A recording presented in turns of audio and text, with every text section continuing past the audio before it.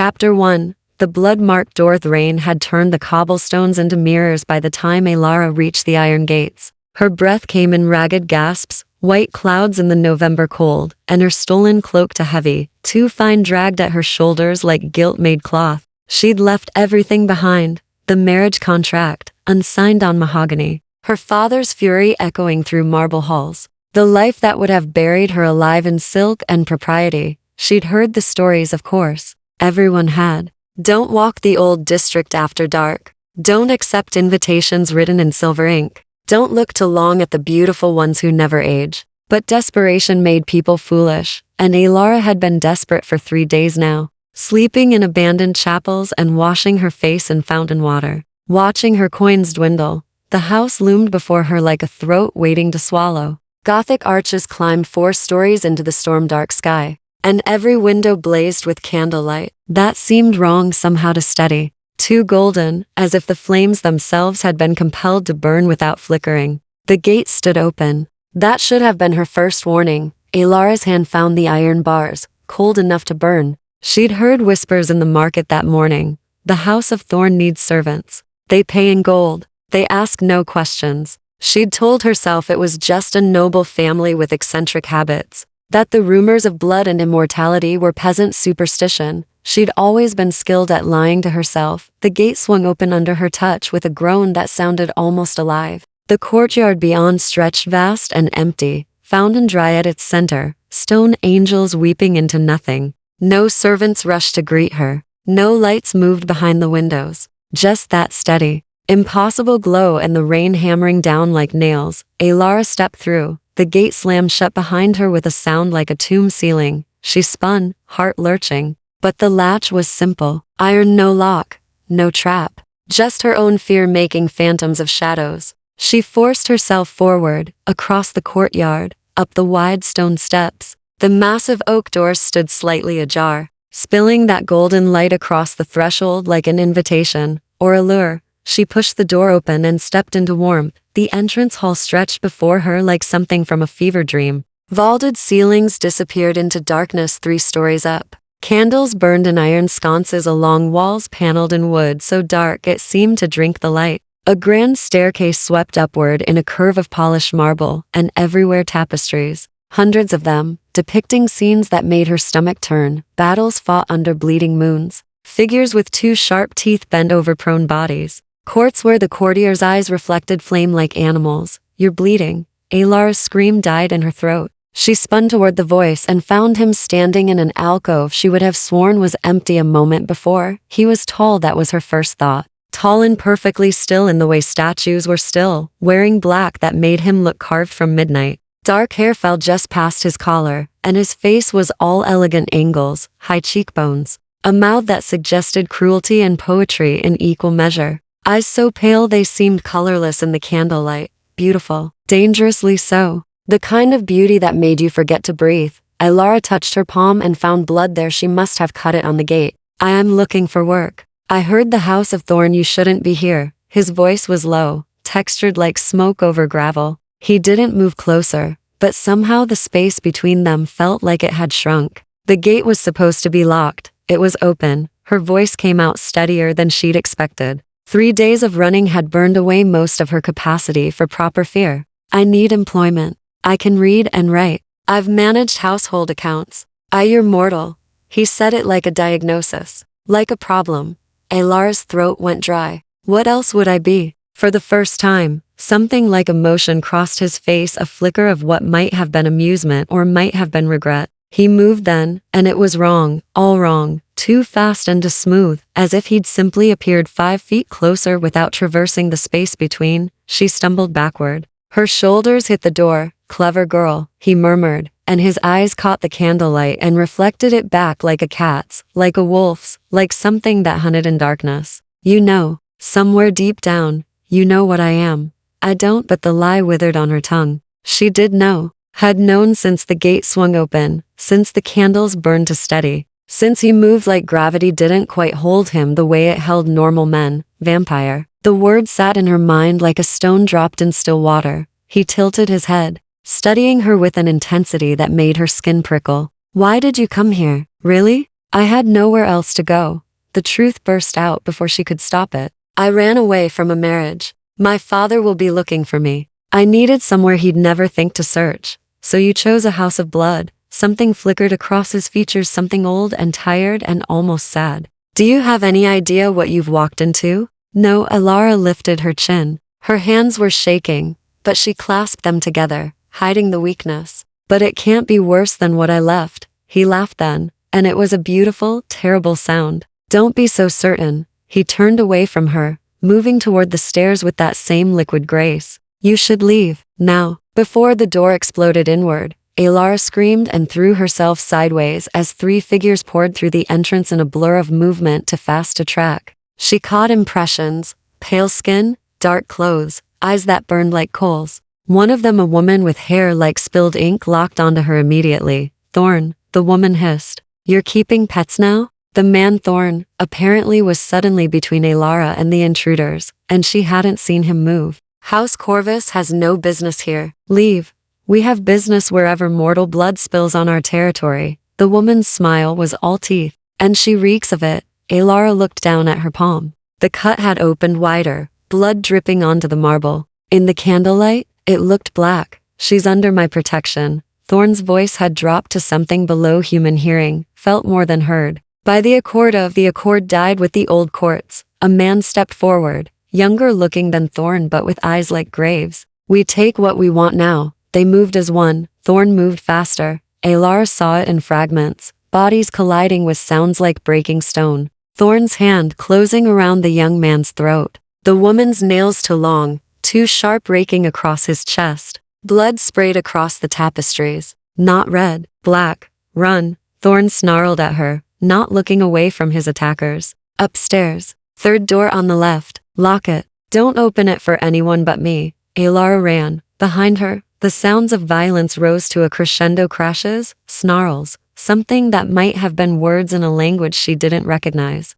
She took the stairs 3 at a time, her stolen cloak tangling around her legs, and found the door exactly where he'd said. She threw herself through it and slammed it shut. The lock was iron and solid. She turned it with shaking hands, then she pressed her back against the wood and slid down to the floor. Heart hammering, blood singing in her ears with a pulse that suddenly felt far too loud, far too obvious. In a house full of creatures who drank it to survive, what had she done? What had she walked into? And why, when she closed her eyes, could she still see Thorn's face as he'd stepped between her and death, beautiful and deadly and achingly, impossibly alone? Chapter 2.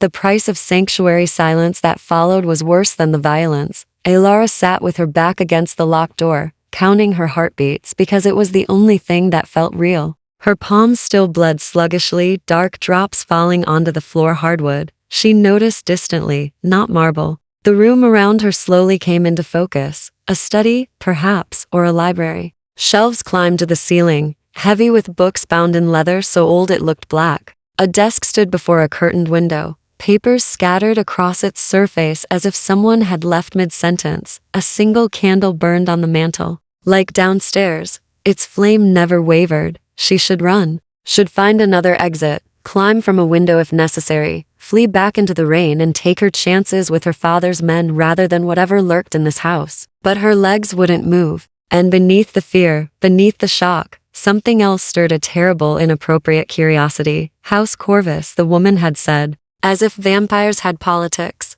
had territories, had rules they broke and enforced. Footsteps on the stairs, slow, deliberate, a warning or a courtesy, she couldn't tell which. Ilara scrambled to her feet, pressing herself against the shelves. Her hand found a letter opener on the desk. Silver, tarnished, useless against what walked these halls, but holding it made her feel fractionally less helpless. The footsteps stopped outside the door. It's me, Thorn's voice, rougher than before, tired. You can open it. How do I know that? Her voice shook only slightly. She counted it as a victory. A pause. Then, you don't. But if I wanted you dead, the door wouldn't stop me. The honesty of it startled a laugh from her, sharp and half hysterical. She crossed to the door, hand hovering over the lock. The others? Gone.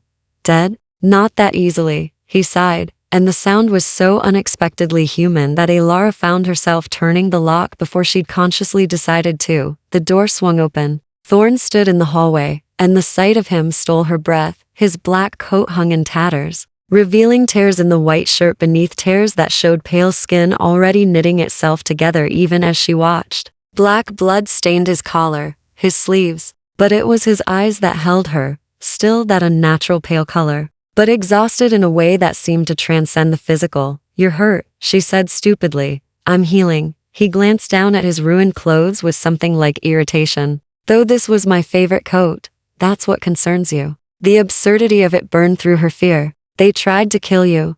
They tried to take you." He met her gaze. "There's a difference." Alar's grip tightened on the letter opener. "Why?" "Because you walked through my gate bleeding. Because your blood hit my threshold." He leaned against the doorframe, and for a moment he looked less like an immortal predator and more like a man who'd fought too many battles. "Because according to the old laws, the ones House Corvus is trying to pretend don't exist, that makes you a guest under my protection." "I don't understand." "I know." He straightened, his eyes tracking to the letter opener in her hand. His mouth curved slightly. "You can put that down. Silver doesn't do what you think it does." She didn't lower it. "What does it do?" "Burns like hell. Scars if we're wounded badly enough." He pushed away from the doorframe. "But it won't kill us." "Nothing does that easily." "Sunlight?" The word came from some half-remembered folktale. Painful, limiting, not fatal, not to the old ones. He moved past her into the study, and she turned to track him, blade still raised. He noticed, and something like approval flickered across his features. "You're cleverer than most mortals who end up here." "Most?" Her stomach twisted.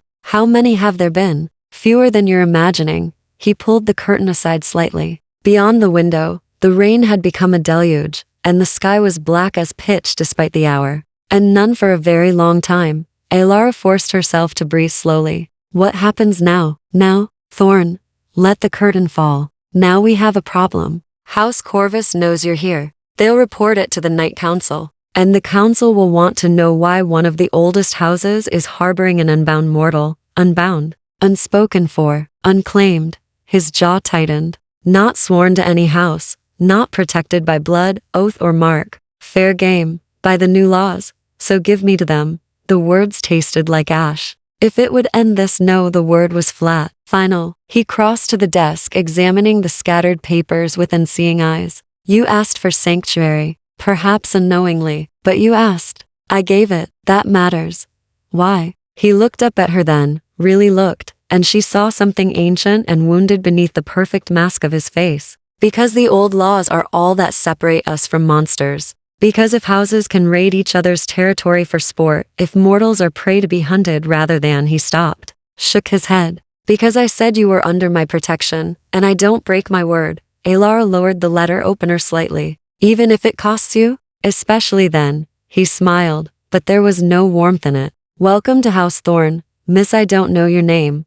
"Alara." She hesitated. "Alara Ashford." His expression shifted. "Recognition, or something like it." "Ashford. The merchant family?" Her silence was answer enough. "So you really were running from a marriage?" He studied her with new interest. "Let me guess. Arranged, political, to a man twice your age, who needed your father's shipping connections more than a wife, 3 times my age." The bitterness surprised her with its force. "And he'd already buried 2 wives. Everyone said they died of fever. The servants said otherwise." Understanding darkened Thorn's eyes. "So you ran." "I ran." She met his gaze. "And apparently I ran straight into something worse." "Perhaps." He moved toward the door. "Or perhaps you ran toward the only place in this city where the old laws still mean something. Where sanctuary is more than a word." "At what cost?" She called after him. "What does your protection mean exactly? What will you expect from me?" He paused in the doorway. The candlelight carved shadows across his face, making him look carved from marble and darkness. "Expect? Nothing. You're imagining." His voice softened almost imperceptibly. "You'll stay here until the council rules on your status. You'll keep to the East Wing after dark. You'll tell me if anyone from House Corvus tries to contact you." He glanced back at her. "And you'll stop looking at me like I'm about to bite you.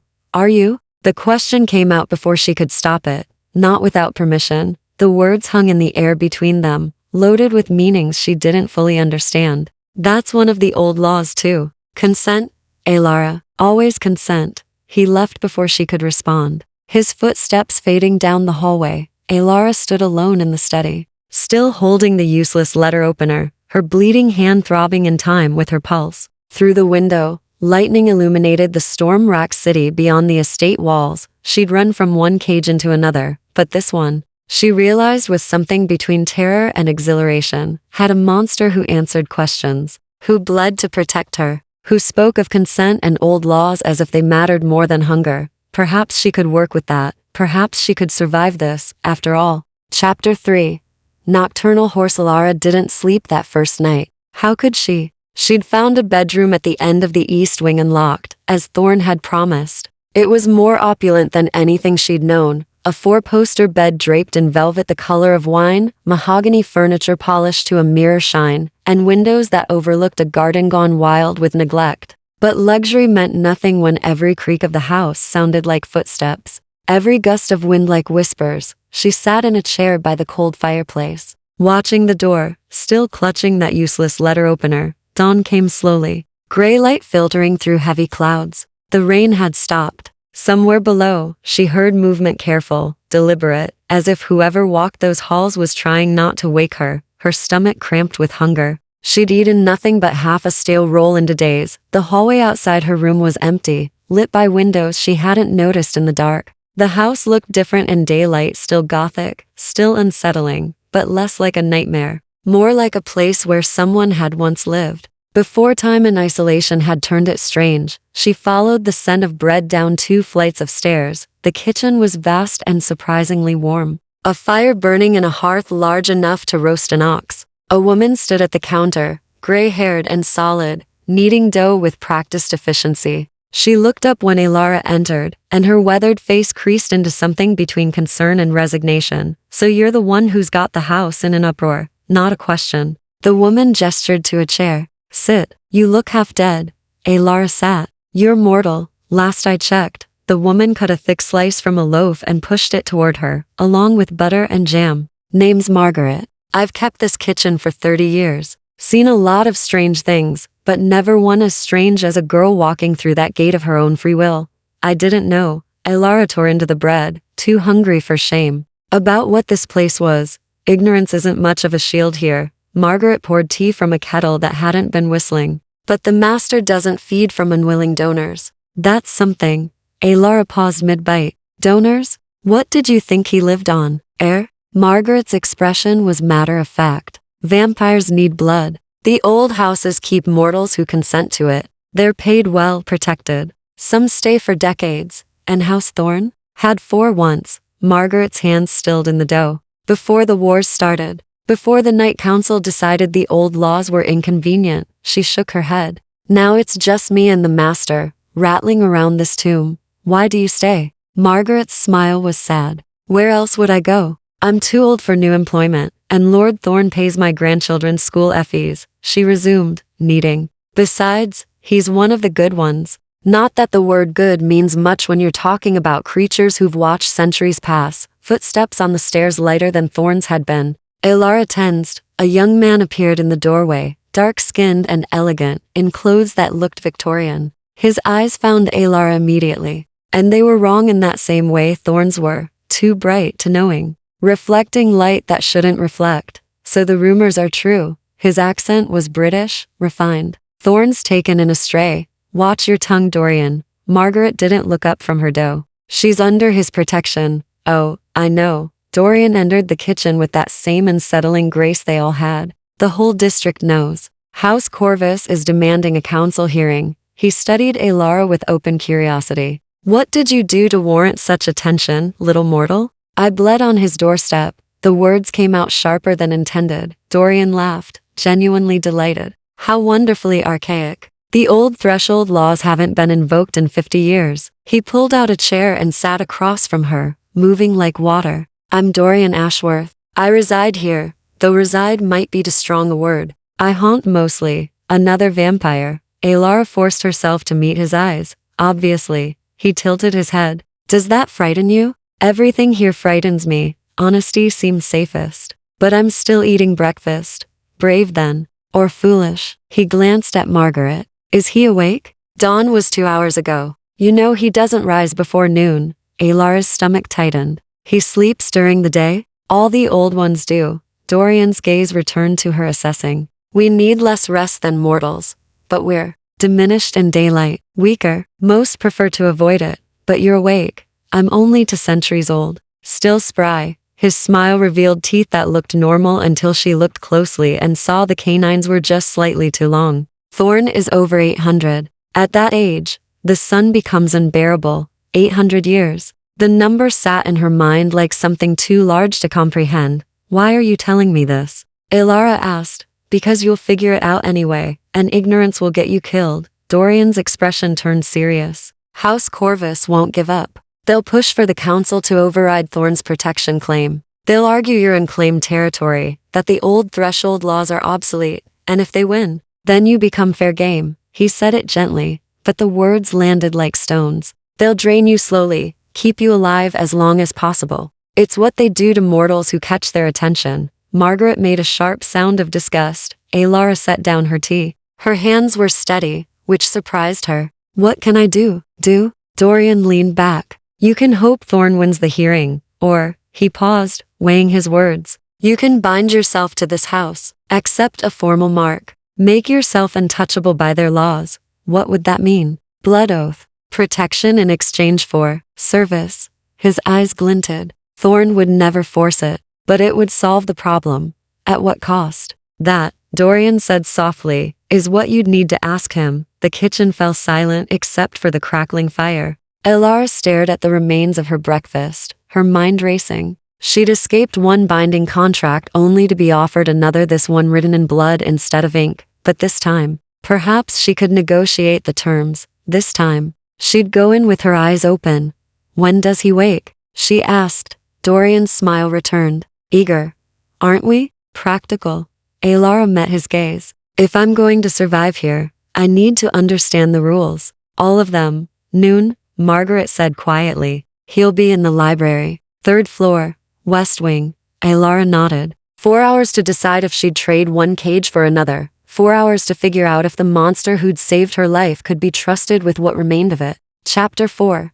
Terms and territorius. The library consumed the entire West Wing's 3rd floor. Ilara found it just before noon. Guided by Margaret's terse directions and her own growing sense that the house wanted her to find it. Ridiculous thought buildings didn't want things, but this place felt alive somehow, watching, waiting to see what she'd do next. Floor-to-ceiling shelves stretched toward a vaulted ceiling painted with constellations that seemed to move when she wasn't looking directly at them. Books in languages she recognized and dozens she didn't. Leather chairs arranged near windows that had been covered with heavy drapes. Blocking out the watery afternoon light, Thorn sat in the farthest chair, reading by candlelight. He'd changed clothes black again, but simpler. A shirt with the sleeves rolled to his elbows, revealing forearms that looked carved from pale marble. His hair was tied back, and without the coat, and blood and violence, he looked almost normal, if you ignored the preternatural stillness. The way he turned pages without seeming to breathe. You can come in, he said, without looking up. I heard you on the stairs 5 minutes ago. Ilara stepped into the room. Vampire hearing? Among other things, he closed the book, something in Latin. She noticed and finally met her eyes. In the candlelight, his face looked less severe. Tired maybe, if vampires could be tired. You spoke with Dorian. How did you? I can smell him on you. At her expression, he added, not in any inappropriate way. Vampires have a scent. Old blood, cold stone. You've been near him recently. She moved closer, forcing herself not to hesitate. He said House Corvus is demanding a council hearing. They are. Thorn gestured to the chair opposite him. Sit, please. You make me nervous when you hover like that. I make you nervous? But she sat.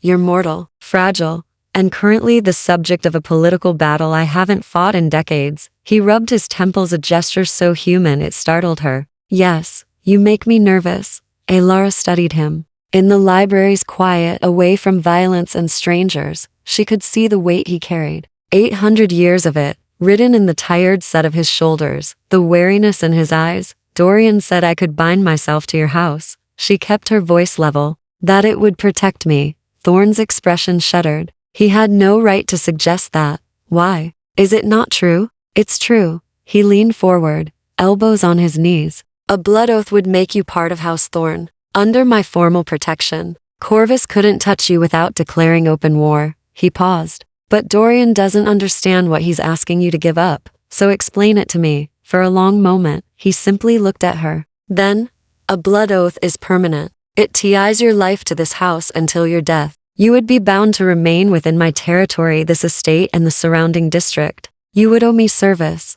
What kind of service? Whatever I required. Within reason. His jaw tightened. In practice, most bound mortals manage the household, handle daylight business, serve as donors when needed. But the oath gives me absolute authority over you. I could command anything, and you would be compelled to obey. Alara's stomach turned. That sounds like slavery. It can be. His honesty was brutal. In the wrong hands, it is.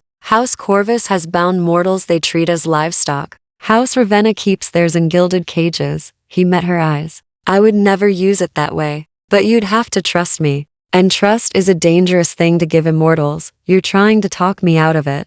I'm trying to make sure you understand what you'd be choosing. He stood, moving to the window. His hand touched the curtain, but didn't pull it back. There's another option. I can fight for your freedom at the council hearing. Argue the old laws. Challenge their jurisdiction. It's risky. I haven't attended council in years, and my influence has waned, but it's possible. And if you lose, then Corvus takes you. His voice was flat. And I go to war to get you back. The certainty in those words sent something shivering through her chest. Why would you do that? He turned from the window. Because you asked for sanctuary. Because the moment you bled on my threshold, you became my responsibility. His pale eyes held hers. Because I've lived 8 centuries watching houses abandon every principle we once held sacred, and I won't be one of them. Not even to avoid war. Alara's throat tightened. You don't even know me. No, a ghost of a smile touched his mouth. But I know what it looks like when someone's running from something worse than monsters. I saw it in your eyes when you walked through that gate. She looked down at her hands. The cut on her palm had scabbed over dark against her pale skin. The man my father wanted me to marry beat his wives. Everyone knew. No one cared. Her voice cracked slightly. I would have been the third one to die in that house. Thorn was silent for a long moment. Then, I'm sorry. Don't be. She forced herself to look up. I'm not asking for pity. I'm asking for information. If I take this oath, if I bind myself to you, what would my life actually look like? He returned to his chair, considering. You'd have your own rooms, privacy. Margaret could use help with the household accounts. She's not as young as she once was. You'd be expected to handle correspondence during daylight hours, possibly assist with research. He paused. And yes, I would ask to feed from you. Not often, perhaps once a month. Never more than you could safely give.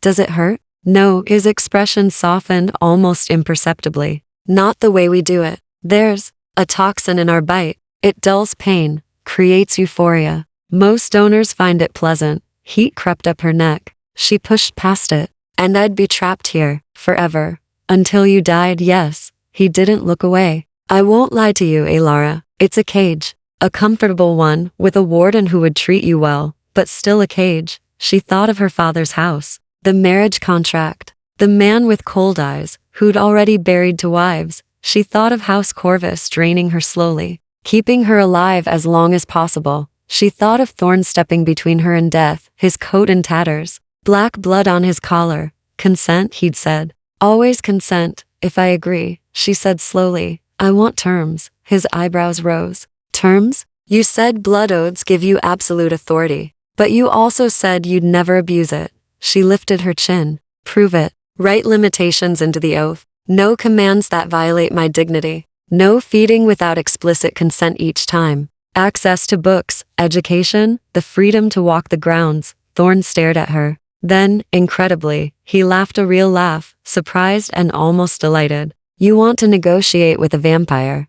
I want to negotiate with you. She held his gaze. You're asking me to trust you. Show me that trust works both ways. For the first time since she'd entered the library, something in his expression opened. All right, he said quietly. We'll negotiate, and we'll write every protection you want into the oath itself. Relief flooded through her. Then I'll do it. I'll bind myself to House Thorn. Tomorrow night. He stood, offering his hand. The oath requires ritual, witnesses. I'll need time to prepare. Alara took his hand. His skin was cool, not cold, but definitely cooler than human. His grip was careful, as if he feared breaking her. "Tomorrow night," she agreed. Outside, clouds broke and pale sunlight slanted through the gap in the curtains. Thorn flinched back from it, and Alara saw for the first time what daylight cost him, the way his skin seemed to thin. Veins showing dark beneath, like cracks in porcelain. He was powerful, ancient, deadly, and the sun could still hurt him. She'd chosen her cage.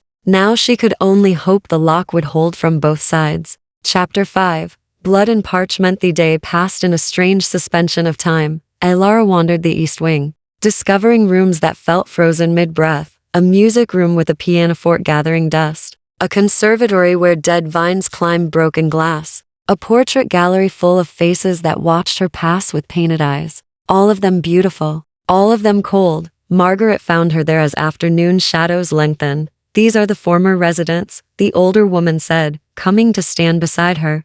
"House Thorn," before it dwindled to one. Alara studied the portraits. His family? In a manner of speaking. Vampires who swore allegiance to his bloodline over the centuries. Margaret pointed to a woman in Elizabethan dress, severe and elegant. Lady Catherine. She walked into the sun in 1653, after her mortal lover died. Her finger moved to a young man with kind eyes. Thomas, killed in the vampire wars, defending this very house. Wars? 50 years ago, when the Night Council formed, and the old houses started fighting over territory, over power. Margaret's expression darkened. Lord Thorn refused to join either side. Said the wars violated every principle vampires had built over millennia. Most of his house died for that neutrality. Alara looked at the empty frames along the wall spaces where portraits had been removed. And now he's alone, except for Dorian, who came later. And me. Margaret turned to her. And now you. If you go through with this, I don't have much choice. There's always a choice. The older woman's eyes were sharp. But some choices are between bad and worse. She reached into her apron and pulled out a small book bound in worn leather. Here, he asked me to give you this. Alara took it carefully. The cover was unmarked, but when she opened it, she found pages covered in elegant script, Thorn's handwriting. She somehow knew. Rights and Protections for Bound Mortals of House Thorn. Read the title page. A contract of covenant. Her throat tightened as she read. Every protection she'd asked for, written in formal language with legal precision. No commands against her will or dignity. Feeding only with explicit consent. Freedom of movement within the grounds. Access to education and books. The right to refuse any request without punishment. And at the bottom, space for the signatures. He wrote this today, Margaret said softly. Spent hours on it. I've never seen him draft something so carefully. He's taking me seriously. He takes everything seriously. It's his greatest strength and his deepest curse. Margaret squeezed her shoulder. Come. You'll need to prepare. The ritual begins at midnight. The bath Margaret drew was hot enough to pink Alara's skin. Afterward, she was given a dress midnight blue silk that whispered against her legs, cut in a style decades out of fashion but beautiful nonetheless. Her hair was pinned up, exposing her neck, for feeding, she realized. For the oath, her hands trembled as she fastened the last pin. You can still refuse, Dorian said from the doorway. Alara spun. She hadn't heard him approach. You're supposed to knock. I did. 5 minutes ago. You were lost in thought. He entered her room with that liquid grace, studying her. You look like a sacrifice. Is that what I am? That depends on what you think you're gaining. He circled her slowly. Thorn wrote you a contract. Do you know how extraordinary that is? Most vampires would simply bind you and trust you to hope for the best. He's not most vampires. No, Dorian stopped in front of her. He's better, which makes him dangerous in different ways. Alara frowned. What do you mean? I mean vampires like Thorn, the ones who still believe in honor. In the old laws they inspire loyalty, devotion. His eyes held hers. Be careful you don't confuse safety with something else, Alara. 800 years of loneliness makes people desperate for connection. Even people who pretend otherwise. Are you warning me about him or about myself? Dorian smiled. Both, perhaps. He offered his arm. Come. It's nearly midnight. And trust me, you don't want to be late to your own binding. The ritual chamber was in the house's oldest wing, downstairs that felt carved from the earth itself. Alara descended with Dorian, her dress whispering against stone, her heart hammering against her ribs. The room at the bottom took her breath. It was circular. carved entirely from black stone, with symbols etched into the walls that seemed to writhe in the candlelight. A stone altar stood at the center, and around it, candles burned in concentric circles, hundreds of them. Their flames perfectly still. Thorn stood beside the altar, dressed in black formal wear that looked centuries old. His hair was unbound, falling past his shoulders, and his eyes reflected the candlelight like mirrors. He looked like something from a medieval painting. Beautiful and terrifying and utterly inhuman. Margaret stood to one side, a witness. Dorian released Alara's arm and moved to the other side, mirroring her position. Alara Ashford, Thorn's voice echoed in the chamber. You come here of your own free will? Her mouth was dry. I do. You understand the terms of this oath? The binding it creates, the protections it offers, the limitations it imposes? I do. He gestured to the altar. On it lay a silver knife, a crystal bowl, and the contract she'd read earlier. Then we begin. Alara moved forward. Her legs felt disconnected from her body, but they carried her to the altar. Up close, she could see Thorn's hands trembling slightly. He was nervous. The ancient vampire was actually nervous. Something in her chest loosened at the sight. Your hand, he said softly. She extended her right hand, the one she'd cut on the gate. He took it gently, cradling it in both of his. His skin was cool, his touch careful. This will hurt, he warned, but only briefly. He picked up the silver knife. Alara watched him draw the blade across her palm, opening the half-healed wound. Blood welled up, dark in the candlelight, and dripped into the crystal bowl. More than she'd expected. Enough to make her lightheaded. Thorn set down the knife and took up the blade again, this time drawing it across his own palm. Black blood thicker than hers, slower joined the red in the bowl. The two bloods swirled together, mixing, becoming something else entirely. Elias Thorn, last of the old blood, Lord of House Thorn, he intoned, his voice resonating with power that raised the hair on her arms. Do accept this mortal into my house and protection. By blood and oath, by will and covenant, I bind myself to honor the terms set forth. He dipped his fingers in the mixed blood and traced a symbol on her forehead. It burned cold like winter, pressing against her skin. Alara Ashford, he continued, do you accept this binding? Do you swear yourself to House Thorn, to fulfill your obligations as written, to remain under my protection until death claims you? This was it, the moment of no return. Alara thought of everything. She was giving up. The freedom to leave, the possibility of a different life. She thought of what she was gaining, safety, purpose, a cage with a lock on the inside, and she thought of the vampire before her, who'd written her a contract promising dignity when he could have simply taken what he wanted. I accept, she said clearly. I swear it. Power slammed through the chamber like thunder. The candles flared, their flames leaping toward the ceiling. The symbols on the walls blazed with light. And something inside Alara's chest pulled a hook lodging beneath her sternum, a tether snapping taut between her and the man before her. She gasped and stumbled. Thorn caught her, his arm around her waist, steadying her. Breathe, he murmured. It passes. It did slowly. The pulling sensation faded to a constant awareness, a thread connecting her to him, thrumming with his presence. She could feel him now, feel his relief and exhaustion, and something else, something tender and carefully guarded. It's done, Dorian said into the silence. She's bound. Thorn released her slowly, making sure she could stand. How do you feel? Strange. Alara touched her chest, but there was nothing physical to feel. I can sense you.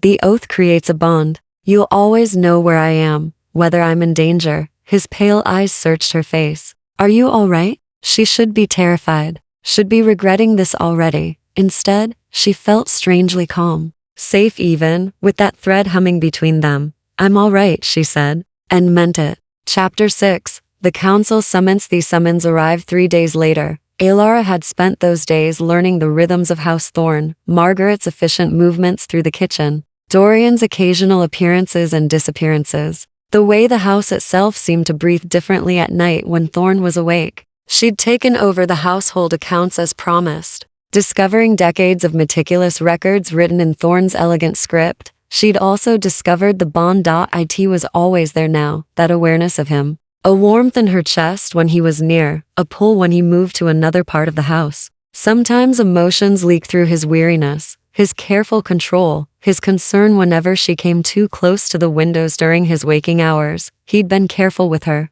almost painfully so. They took meals together in the library, her eating, him reading and occasionally asking about her day. He hadn't fed from her yet, hadn't even mentioned it, though the contract gave him that right. She'd started to relax, started to think perhaps this cage might be bearable. Then the messenger came. Alara was in the study when she heard the commotion-raised voices from the entrance hall, Margaret's sharp tone cutting through. She set down her pen and hurried toward the sound. A vampire stood in the foyer, young-looking and beautiful in the way they all were, dressed in gray silk that marked him as neutral. A council messenger. Margaret stood between him and the stairs, arms crossed, while Dorian lounged against the wall with studied casualness that didn't hide the tension in his shoulders. I must deliver this directly to Lord Thorn, the messenger was insisting. Then you'll wait until he wakes, Margaret snapped. Sunset is in an hour. The messenger's eyes found Alara. They widened slightly. You're the mortal. She lifted her chin. I'm Alara Ashford, bound to House Thorn.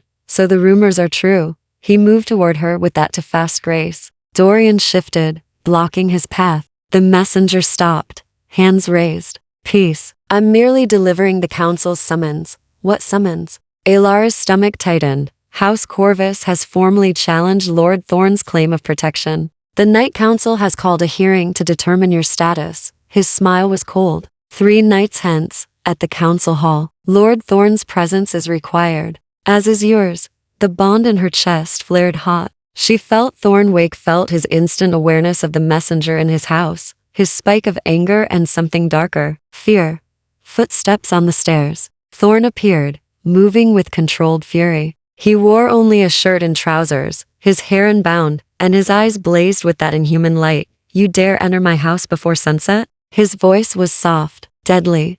The messenger bowed. Forgive the intrusion, Lord Thorn. The council demanded immediate delivery. He held out a scroll sealed with black wax. The summons cannot be refused. Thorn descended the remaining stairs with predatory grace. He took the scroll, broke the seal, read. Alara watched his jaw tighten, watched the careful mask slip for just a moment to reveal something ancient and furious underneath. 3 nights, he said flatly. They give me 3 nights to prepare a defense. The council felt the matter was urgent. The messenger's tone was carefully neutral. House Corvus argues that harboring unbound mortals destabilizes the territory agreements, that it encourages others to challenge the new order. The new order, Thorn's lip curled. You mean the order where houses prey on mortals without consequence? Where the old laws mean nothing? I merely deliver messages, my lord. The messenger backed toward the door. 3 nights, sunset. The council expects you both. He was gone between one blink and the next. The silence that followed pressed down like stone. Dorian, Thorn said quietly, seal the house. No one enters without my permission. Already done. Dorian's usual levity had vanished. They're moving fast. Too fast. Because they're confident. Thorn moved to the window, keeping back from the fading daylight. Corvus wouldn't push for a hearing unless they believed they'd win. Alara's hands had gone cold. What happens if they do? Thorn turned to look at her. In the dying light, his face was all sharp angles and shadows. The blood oath protects you from direct harm by other houses. But if the council rules it invalid, if they declare I had no right to bind you, then it breaks. He paused. And you become what you were before, unclaimed. Fair game.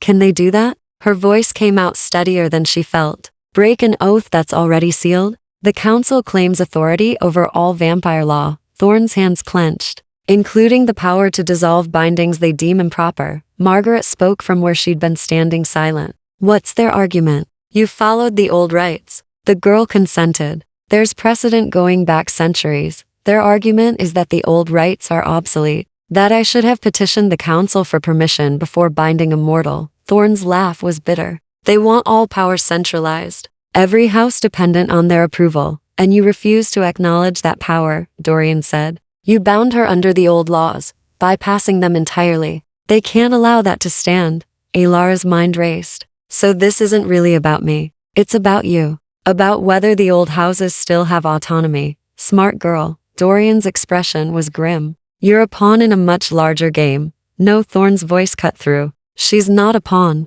She's a person under my protection, and I will not let Corvus have her. He moved toward Alara, and the bond between them hummed with intensity. But he's right that this is bigger than us. If the council rules against me, it sets precedent. Every old house still following the traditional laws becomes vulnerable. Then we fight. Alara surprised herself with the certainty in her voice. We go to this hearing and we fight. Thorn studied her. You understand what that means. You'll have to face the council. Answer their questions. They'll try to break you, to prove you were coerced or manipulated into the binding. I wasn't. I know that. But they'll push. They'll look for any weakness, any doubt. His pale eyes held hers. Can you stand before the most powerful vampires in the city and swear you chose this freely? Alara thought of the marriage contract. She'd fled. The man who'd killed 2 wives. Her father's cold dismissal of her fears. She thought of Thorn writing her a contract protecting her dignity. Of him asking for consent. Of the careful way he'd treated her these past 3 days. Like she mattered. Like her choices had weight. Yes, she said firmly. I can swear it. Because it's true. Something flickered across Thorn's face, relief, gratitude. Something almost like wonder. Then we prepare. We have 3 nights to build a case that even the council cannot ignore. How? Margaret asked. Thorn was quiet for a long moment. Then, we invoke the ancien droit, the ancient right of sanctuary. If I can prove Alara came to me in genuine need, fleeing danger, then the old laws are unequivocal. The council has no authority to dissolve a sanctuary bond. You'll need evidence, Dorian said. Proof she was in danger. The marriage contract. Alara's heart raced. My father arranged it through a broker. There will be records. And the previous wives if we can find death certificates. Medical reports, they won't be enough. Thorn's expression was hard. The council will argue you could have sought human authorities. That running to a vampire house was excessive, unless, Dorian said slowly, we can prove the human authorities were complicit, or that her father had connections that made conventional escape impossible. Alara's stomach sank. My father serves on the city merchant council. He has influence, friends in the police, the courts. There, Thorn's eyes gleamed. That's our argument. You weren't just fleeing a dangerous marriage, you were fleeing a system that would have forced you into it regardless. The vampire houses were your only option. It's then, Margaret warned. It's truth, Alara countered. And it's all we have. Thorn nodded slowly. Then we work. Margaret, I need you to gather every text on sanctuary law in the library. Dorian, reach out to your contacts, find out who sits on the council now, who might be sympathetic. He turned to Alara. And you and I need to document everything. Your father's connections, the marriage arrangement, every detail that proves you had nowhere else to turn. 3 nights, Alara whispered. 3 nights, Thorn agreed. He crossed to her, and for the first time since the binding, he reached out and took her hand. His touch was cool, gentle. The bond between them flared bright. I won't let them take you.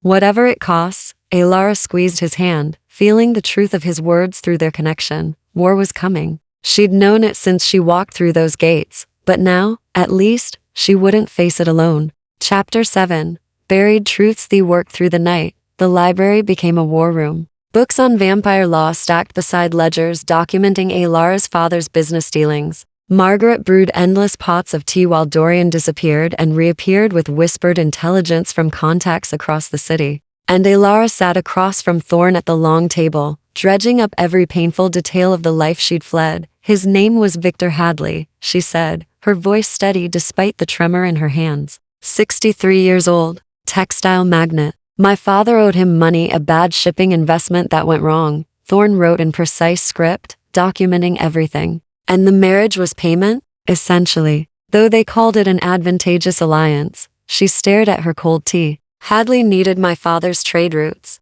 Father needed Hadley's capital. I was simply the seal on their contract. The previous wives, Thorn prompted gently. What do you know? The first died in childbirth. That one might have been natural. She was 40 when she conceived. Alara forced herself to continue. The second, Caroline, lasted 3 years. The official cause was fever, but the servants whispered, said she'd started showing bruises, that she'd grown afraid to leave her rooms. Did you meet her? Once.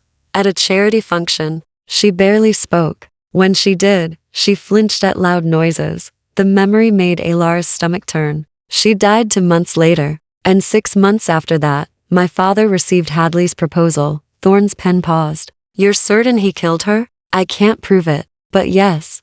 She met his eyes. I saw the way he looked at me when we were introduced. Like I was livestock. Like I was already his. the bond between them pulsed with Thorn's anger, cold and controlled, but fierce underneath. "And your father knew?" "My father didn't care." The words tasted like ash. I tried to refuse. Told him everything I'd heard about Hadley's wives. He said I was being dramatic. That a woman's duty was to secure her family's future. Her voice hardened. When I kept refusing, he locked me in my rooms. Said I'd stay there until the wedding, if necessary. "How did you escape?" "Bribed a maid with my mother's jewelry. She left a servant's door unlocked." Alara traced the rim of her teacup. "I took what money I could carry and ran. I knew father would search the usual places, the coaching inns, my friends' houses. So I went to the old district, where people didn't ask questions, and found my gate." Thorn set down his pen. "Did you know what I was when you entered?" "Not consciously, but some part of me knew I was choosing one danger over another." She looked up at him. "I chose the danger that asked for consent." Something shifted in his expression, that careful mask cracking to reveal the loneliness Dorian had warned her about. "And now you're bound to me because of it. I'm alive because of it." Alara leaned forward. "Will this be enough? For the council? It proves you fled genuine danger. But Corvus will argue you could have sought help elsewhere, women's charities, distant relatives, even fled the city entirely." He rubbed his temples. "We need something that proves the vampire houses were your only viable option." Dorian materialized in the doorway, startling them both. "Then you'll want to hear what I just learned." Thorn straightened. "What?"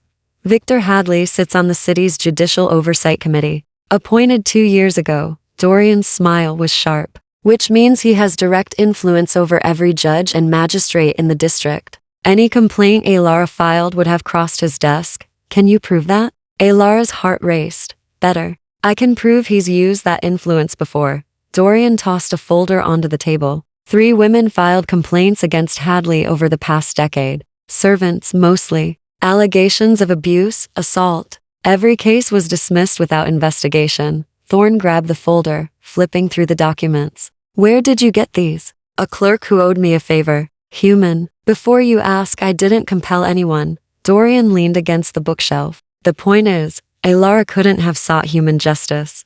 The system was designed to protect Hadley, which means her only escape was outside that system entirely." Thorn's eyes gleamed. "This is it. This proves the ancient droid applies. There's more." Dorian's expression darkened.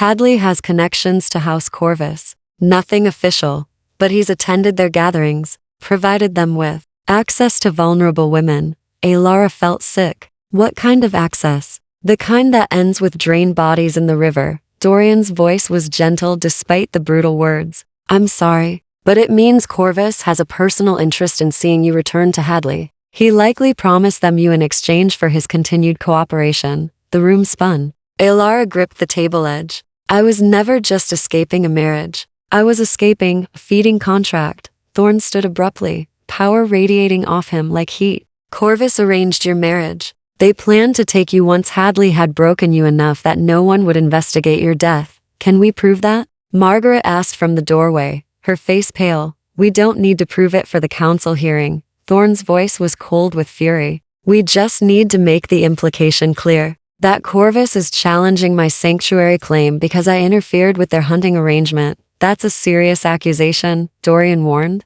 "If you can't back it up, then they'll have to deny it publicly. Which means explaining their relationship with Hadley. Either way, it casts doubt on their motives." Thorn turned to Alara. "But it puts you directly in their crosshairs. Are you prepared for that?" Alara thought of Caroline's bruises. Of the women whose complaints had disappeared. Of all the times she'd been told to be quiet, to be grateful, to accept what men decided for her. "Yes," she said. "I'm prepared." They worked until dawn, painted the windows gray. Thorn retreated before the light could touch him, but not before extracting a promise from Alara to rest. She tried. Sleep wouldn't come. Instead, she found herself in the portrait gallery again, studying the faces of House Thorn's fallen. Warriors and scholars, lovers and poets, all gone to dust or sunlight or violence. All bound to this house by choice or circumstance. They were brave, Margaret said, joining her. Every one of them.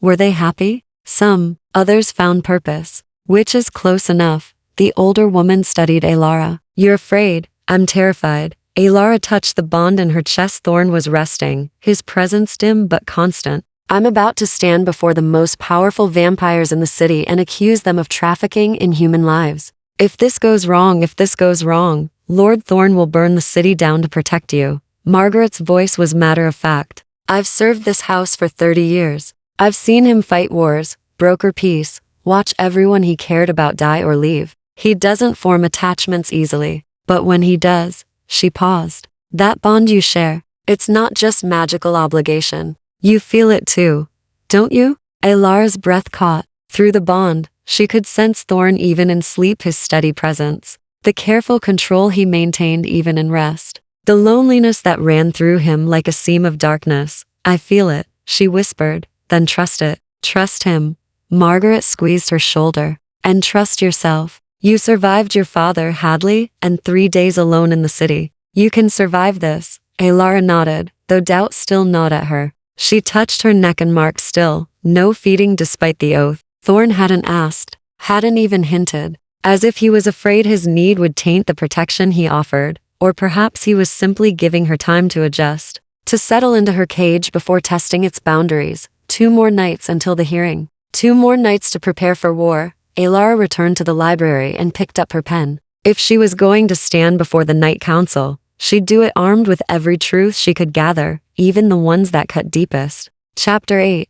The night before the second night passed in a blur of strategy and preparation. Dorian coached Alara on council protocol, how to address the assembled houses, which vampires held true power versus ceremonial titles, the subtle hierarchies that governed their night courts. Margaret pressed her best-dressed deep crimson silk that had belonged to Lady Catherine, altered to fit. Thorn rehearsed questions with her until she could answer without hesitation. By the third evening, Alara felt wrung out and brittle as old paper. She stood in her room as sunset approached, fastening the dress with trembling fingers. The crimson made her skin look pale, ghostly. Appropriate, perhaps, for someone bound to the dead. Through the bond, she felt Thorn wake, felt his instant awareness of her anxiety. A knock at her door. Soft, polite. She knew it was him before she answered. Thorn stood in the hallway, dressed in formal black that belonged to centuries past, a long coat with silver buttons, a vest embroidered with symbols she didn't recognize, his dark hair pulled back severely. He looked every inch the ancient lord, beautiful and terrifying and utterly inhuman, but his eyes were gentle when they met hers. "May I come in?" Alara stepped aside. He entered her room with careful deference, as if the space were sacred. She noticed he never crossed thresholds without permission, even in his own house. "You're frightened," he said quietly. Not a question. "Wouldn't you be?" "I am." The admission surprised her. "I've faced council hearings before. I know how they work, the politics, the posturing, the way they tear apart testimony to serve their agendas." He moved to the window, keeping back from the last rays of dying sunlight. "I'm bringing you into that, exposing you to their scrutiny. I agreed to this. Agreeing and surviving are different things." He turned to face her. "If at any point tonight you want to leave, if it becomes too much, tell me. I'll find another way." "There is no other way." Alara crossed to him. The bond pulled taut between them, humming with shared fear and determination. "We either win tonight or Corvus takes me. Those are the only options. Then we win." His voice hardened with resolve. "But I need you to understand something first." "What?" "The council will try to break you. They'll imply you're a victim, that I manipulated you, that the bond itself proves coercion." His pale eyes searched hers. "They'll make you doubt your own choices." "Doubt me? I won't listen." He stepped closer, and she caught his scent, old books and cold stone and something darker, wilder. "They're very good at this, at finding the cracks in testimony and wedging them open. So I need you to remember one thing, no matter what they say." "What?" "That you asked for sanctuary. That I gave it. Everything after that, the bond, the protection. This hearing, all of it stems from that one moment when you bled on my threshold and I chose not to turn you away." His hand lifted, hesitated, then gently touched her cheek. His skin was cool against her warmth. "Hold on to that truth. Don't let them take it from you." Alara's throat tightened. Through the bond, she felt the depth of his concern, felt how much her well-being had come to matter to him in these few short days. "I won't," she whispered. "I promise." He nodded, stepping back. The loss of his touch felt like cold water. "There's one more thing. Something I should have offered days ago, but," he paused, "I haven't fed since before you arrived." Nearly 2 weeks now. Alara's pulse jumped. You're hungry. I'm managing. But the council will notice weakness, and tonight we can't afford any vulnerabilities. His jaw tightened. I'm asking, Alara, not compelling, not using the bond. I'm asking if you would consent to let me feed. Enough to strengthen me for the hearing. Her hand went to her throat instinctively. The contract protected her no feeding without explicit consent. He was honoring that, even now, even when it cost him. Will it hurt? She asked. No, I promise you, it won't hurt. Alara studied him. 2 weeks without feeding, facing the most important political battle of his long life, and he still asked, still waited for her permission. Yes, she said. You can feed. Relief flickered across his features. Thank you. He gestured to the chair by her vanity. Sit, please. She sat, her heart hammering. Thorn moved behind her, his presence a cool shadow. Through the mirror, she watched him gather her hair, moving it aside to expose her neck. His hands were gentle, reverent almost. Breathe, he murmured. Just breathe. She felt his breath first cool against her skin, then his mouth, pressing softly to the juncture of her neck and shoulder. Not biting yet, just asking. One last silent question. Alara tilted her head, giving access. The bite was startlingly gentle, a sharp pressure and then nothing. Nothing but warmth spreading through her like wine, like sunlight, like every good thing she'd ever felt, concentrated into pure sensation. Her eyes fluttered, closed. A sound escaped her throat, something between a gasp and a sigh, through the bond. She felt his response, relief and gratitude and hunger, finally satisfied, and something else, something that made her skin flush and her breath catch. He pulled from her in slow, measured draws, never taking too much, always controlled, despite the need she felt burning through their connection. Then he stopped, withdrew. She felt his tongue against her skin, healing the wound. She realized distantly. When he stepped back, she slumped in the chair, boneless and warm and strangely content. Alara, his voice was rough. Are you all right? She opened her eyes, met his gaze in the mirror. His pupils had dilated, swallowing the pale irises, and color touched his cheeks for the first time since she'd met him. He looked more alive, more human. And the way he watched her, I'm fine, she managed. Better than fine. The toxin. He cleared his throat. It creates euphoria. It will fade in a few minutes, but it wasn't just the toxin making her blood sing. She could feel him through the bond, could feel his desire carefully leashed. His will focused on control when what he wanted was. She stood abruptly, breaking the spell. We should go. The hearing in an hour, but he moved away, putting distance between them. Margaret has prepared the carriage. Dorian will accompany us as witness. Alara nodded, not trusting her voice. The warmth was fading, replaced by crystal clarity. Tonight would determine everything. Her freedom or her death. The survival of the old laws or their final extinction, and she would face it, bound to a vampire who looked at her like she was precious, like she was worth saving. She touched the bond in her chest, feeling its steady pulse. Thorn, she said softly, thank you for asking. He turned at the door, his expression unreadable. I will always ask, Alara, no matter how hungry I am, no matter what the bond allows. His voice dropped. Your consent matters more to me than my survival. Then he was gone, leaving her alone. With the echo of his words and the phantom warmth of his bite, Alara touched her neck. The skin was smooth, unmarked, as if he'd never been there, but she could still feel him, would always feel him now. Bound by blood and choice and something she didn't yet have a name for, she straightened her dress, fixed her hair, became the armor she'd need to survive the night ahead. The council awaited, and with it, her future, whatever form it took. Chapter 9. The council's judgment. The council hall rose from the heart of the old district like a crown of black stone. Alara stared up at it from the carriage window, her stomach tight with dread. Gothic spires clawed at the night sky, and every window blazed with that same steady candlelight she'd seen at House Thorn. Vampires gathered at the entrance, beautiful creatures in silk and jewels, their eyes reflecting torchlight like predators circling prey. Stay close to me, Thorn said. He sat across from her, Dorian beside him, both dressed for battle, disguised as ceremony. Don't answer any questions directly unless I signal you. And remember, hold on to the truth, Alara finished. I remember.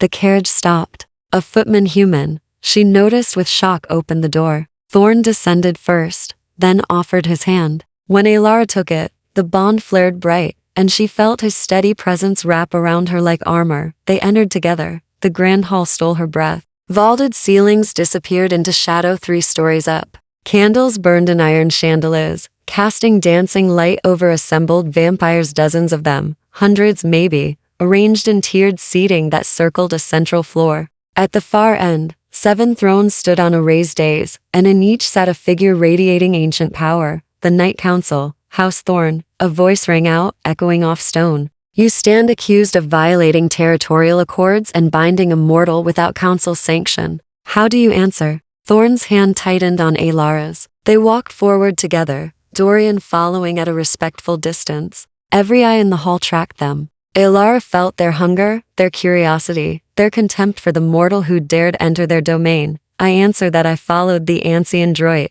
Thorn said, his voice carrying clearly. The ancient right of sanctuary. This mortal came to my threshold in genuine need, fleeing danger. I was bound by the oldest laws to offer protection. A woman rose from one of the thrones, beautiful and terrible, with hair like spilled blood and eyes like winter ice. The ancient droit has not been invoked in 50 years, Lord Thorn. Many consider it obsolete. Many would prefer it be so, Thorn countered. But obsolete and null are different things. The law stands. Another council member stood, a man who looked Middle Eastern, wearing robes of midnight blue. Even if we accept, the ancient droid applies. You acted in haste. You could have petitioned this council for guidance before binding her, and in the days such a petition took, House Corvus would have claimed her. Thorn's tone was steel wrapped in silk. They were at my gate the night she arrived. They attacked my home to take her. I did what the old laws required. I offered immediate protection. Murmurs rippled through the hall. From the shadows to the left, a figure emerged. The woman from that first night, dark-haired and deadly. House Corvus. Lord Thorn speaks of attacks, she said, her voice honeyed poison, but neglects to mention why we pursued the mortal. She trespassed on our territory, bleeding and vulnerable. By the accords, she was ours to claim. She walked through my gate, Thorn shot back. My threshold. That supersedes territorial rights, does it? The woman smiled, showing 2 sharp teeth. Or did you simply see an opportunity to bind a pretty thing to your lonely house? The bond pulsed with Thorn's fury. Alara felt him fighting for control. Let the mortal speak. The red-haired councilwoman sat forward. You claim you came seeking sanctuary, girl. Tell us, from what were you fleeing? This was it. Alara stepped forward, forcing her voice steady. I was fleeing a forced marriage. To a man named Victor Hadley. A mortal matter. Someone called from the gallery. Why not seek mortal authorities?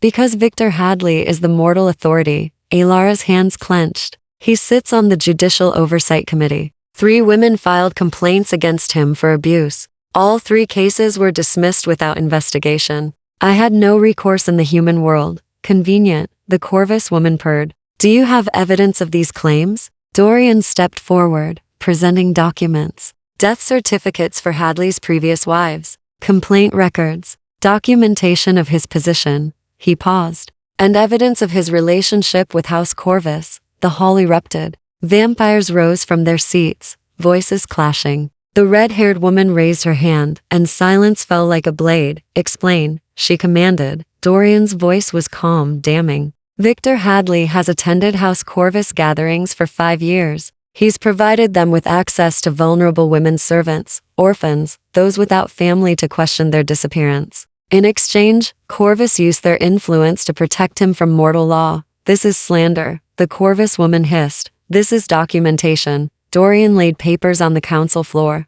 Attendance records, correspondence, financial transactions. His eyes were cold. Alara Ashford wasn't just fleeing a marriage. She was fleeing a feeding contract. Corvus arranged her betrothal. They planned to take her once Hadley had isolated her sufficiently. The silence that followed was deafening. If true, the council man in blue said slowly, this would constitute trafficking. A violation of our most sacred law that feeding requires consent. It's not true, the Corvus woman snapped. But uncertainty flickered in her eyes. Then explain the timing. Thorn's voice cut through. Explain why your house pursued Alara so aggressively. Why you attacked my home rather than petition the council properly. He paused. Unless there was something about her specifically that you wanted. Something you'd already been promised. The Corvus woman's mask cracked.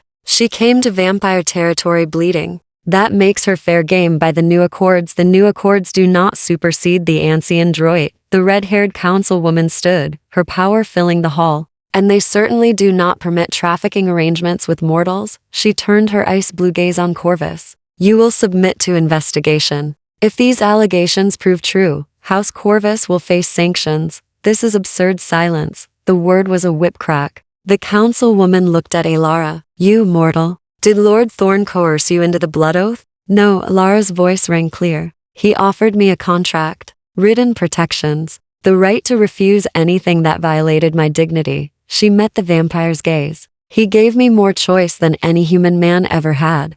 And you accept this binding? You remain with House Thorn willingly? Through the bond, Alara felt Thorn holding his breath, felt his fear that she might say no, might choose freedom even if it meant death. She thought of Margaret's words, trust him. Trust yourself. Yes, she said firmly. I remain willingly. The councilwoman studied her for a long moment. Then she nodded. The council finds Lord Thorn acted within his rights under the ancient droit. The blood oath stands. House Corvus's challenge is denied. Relief crashed through Alara, through the bond, so intense it made her dizzy. However, the councilwoman's voice hardened. Let this serve as precedent. The old laws are not dead, but neither can they be invoked without oversight. Any future sanctuary claims must be reported to this council within 3 days, a compromise. Thorn inclined his head, accepting it. This hearing is concluded. House Corvus, you will remain for questioning. The hall emptied slowly. Vampires filed out,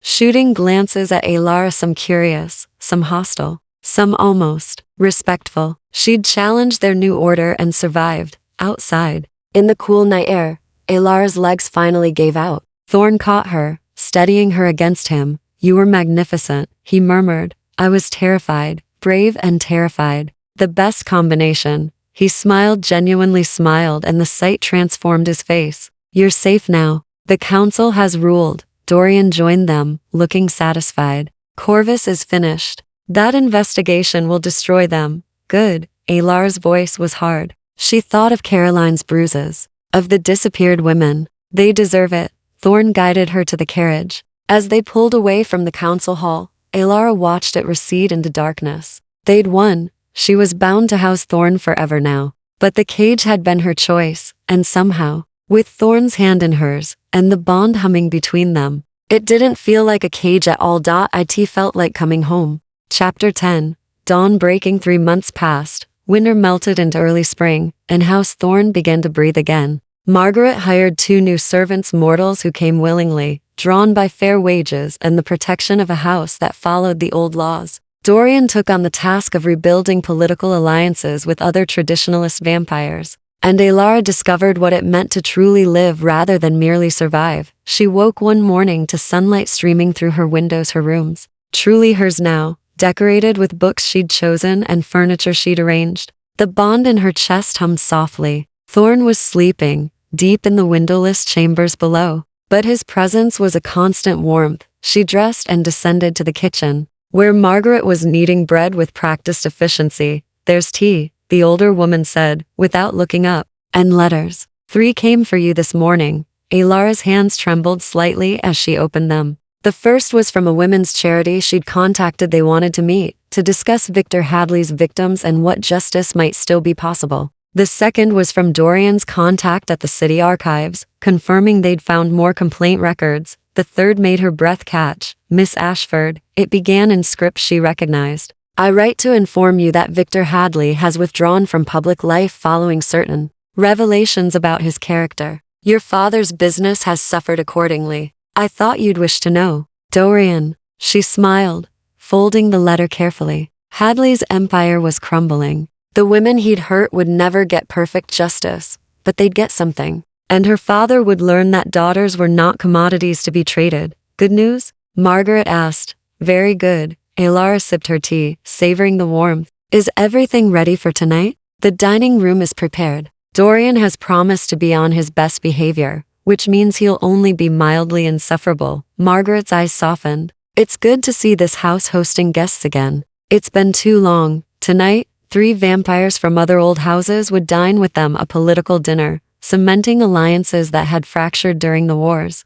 Alara had spent weeks planning it, and the thought still made her nervous, but it was hers to plan. Her purpose, her contribution to this strange life she'd chosen. She spent the afternoon in the library, reviewing household accounts and corresponding with merchants. When sunset approached, she felt Thorn wake through the bond, felt his awareness seeking hers immediately, a habit he'd developed. Checking that she was safe, that she was well, she found him in his study, already dressed for the evening, in deep blue that made his pale eyes luminous. "Everything is ready," she said from the doorway. "The guests arrive in an hour. You've worked so hard on this." He set down his pen, studying her. "Are you nervous?" Terrified, she entered, crossing to his desk. "What if I serve the wrong wine? Use the wrong form of address? Accidentally insult someone who's lived for centuries? Then we'll laugh about it later, and they'll forgive you, because you're mortal and charming, and they're all desperately curious about you." His mouth curved. "You've become something of a legend, you know. The mortal who challenged the council and won." "We won," she corrected. "Together." Something warm flickered in his eyes. Over these months, she'd learned to read his expressions, the subtle shifts that revealed the man beneath the ancient vampire. Right now, he looked pleased, proud even. "Together," he agreed softly. The dinner went better than Alara dared hope. The guests were gracious, intrigued by her presence, and more interested in the political alliances than any social missteps she might make. She found herself enjoying their stories, centuries of history told over wine and candlelight. Afterward, when the guests had departed, and Dorian had retired to wherever he spent his nights, Alara found Thorn in the conservatory. He'd been restoring it, she'd discovered, replacing broken glass, clearing dead vines, bringing in new plants that could thrive in filtered moonlight. Now he stood among green growing things, his hands gentle on tender leaves. "I didn't know you garden," she said. "I used to. Before." He trailed off. "Before the wars. Before his house fell to nearly nothing. I'd forgotten how peaceful it could be, creating life in a place of death." Alara moved to stand beside him. Through the new glass, stars were visible, bright and cold and beautiful. "The dinner was a success. Because of you." He turned to face her. "You've transformed this house in 3 months, Alara. Given it purpose again." "Given me?" He stopped, something vulnerable crossing his face. "Given you what?" she asked softly.